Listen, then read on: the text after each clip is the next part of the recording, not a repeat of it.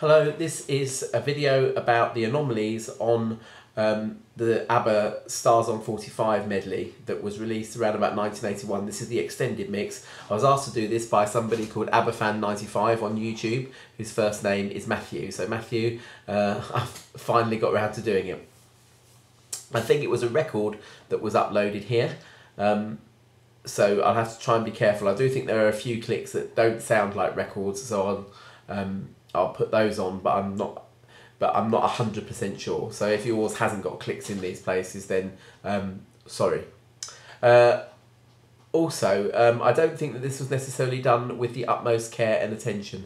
I'd like to have a go at doing this sort of thing. I think it's better than Steps' version of the same thing, which is a bit sort of, makes you want to heave a little bit. So I thank ABBA for the music. And I also maintain my position that I don't think that anything that came out of Steps' mouths was actually them.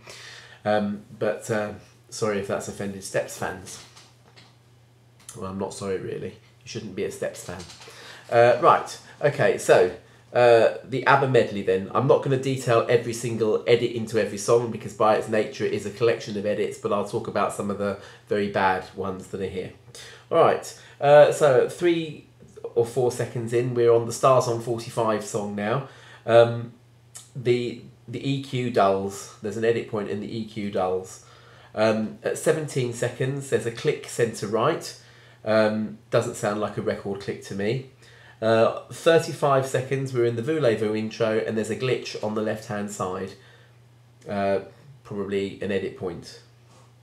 Now, there's also at 52 seconds, there's an edit into where it says take it now or leave it. And the now at 54 seconds, as in now is all we get, sounds rushed. At 57 seconds and 1 minute, 1 second, couple of more horrid clicky noises, which I've written down here in my little book.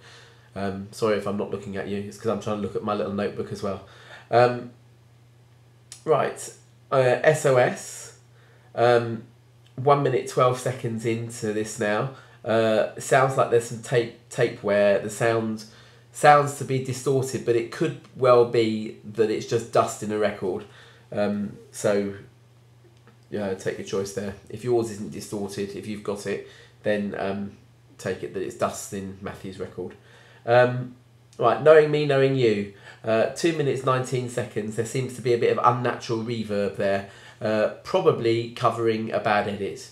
Now, from 2:28 onwards, it speeds up alarmingly. Sounds like a tape machine problem here, but whatever it was, what it means is that Fernando is far too fast, and really doesn't sound very good for it. 2 minutes 51 seconds. Wrong lyrics. It's not last night, it's that night, isn't it? As we all know. At 2:57, if I can read my own writing here, there's a bass drum edit. If you listen to there was something in the air that night, the stars were bright, Fernando, and then there's a boom after that, which is wrong. It sounds like there's a sort of it's been split and then put back together again, like a splice. You see what I mean? 3 minutes 4 seconds. There's a bad edit into The Winner Takes It All. And at 3 minutes 6 seconds, I Don't Want to Talk, on the left hand side, there seems to be a chord that comes in and the timing is slightly wrong during that. At 3 minutes 18 seconds, not sure here, but I think there might be an edit during history. At 3 minutes 35 seconds onwards, there's a drum fill that goes into the chorus, which sounds completely out of place. Sounds like biscuit tins. At 4 minutes 7 seconds, there's a poor entry into the Stars on 45 song, and you have to be listening a bit carefully for this. It sounds like a preceding chord didn't get edited out properly. That's what I've written in my book here. So listen out for a chord that just comes in badly. Now, Lay Your Love on Me sounds very dull. Sounds like there's tape wear throughout the tape.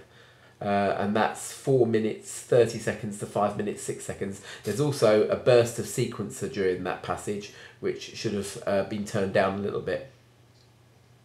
Now, on and on and on. I've written here, song has been rewritten. In the introduction, they've put a chord change in there, which is not in ABBA's version. I'll hop up and I'll play it to you.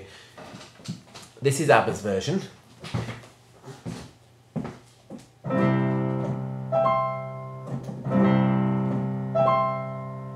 And then it goes into the rock and roll bit. And this is Stars on 45 version.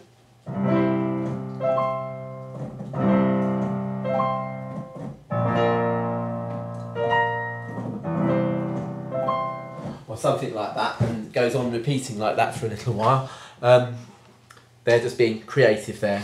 It's an anomaly nonetheless.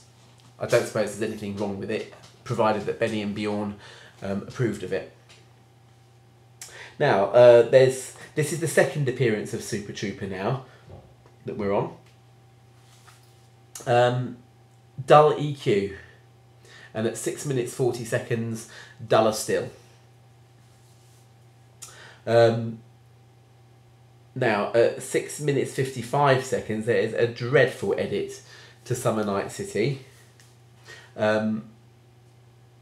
And during Summer Night City, around 7 minutes 3 seconds, the whole thing slows down again. At 7 minutes 6 seconds, wrong lyrics, should be park, not dark. That's what I've written here.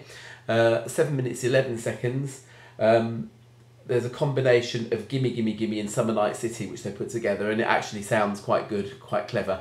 And you almost wish that ABBA had done it in '79.